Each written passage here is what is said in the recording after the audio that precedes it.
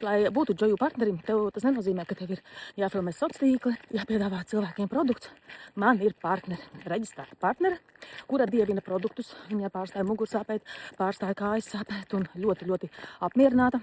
Lieto tikai sev. Reku, jā, šitā tabula pa pēdējiem 6 mēnešiem. Kreisajā pusē jūs redzat, tik punktus viņa mēneša laikā uztaisa. Un pēdējā kolonā jūs redzat, cik viņa tajā mēnesī nopelnījusi tikai lietojot pati.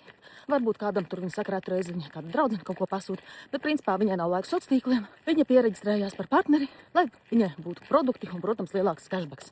Partnerim ir lielāks cashbacks. Šī atlīdzības nauda nekā reģistrētiem klientiem. Noteikti aicinu jebkuru reģistrētu klientu, anonīmo klientu. Reģistrējieties kā partneris. Ja jums patīk produkts tā kā šai manai partnerei, jūs varat nopelnīt sev priekš produktiem, kurus jūs varat izmantot saviem nākamajiem pasūtījumiem.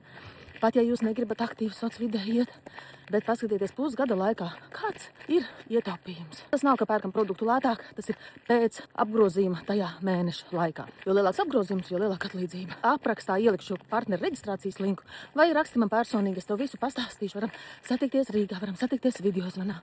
Tu vari dzīvot jebkurā Eiropas valstī, visiem viss ir iespējams.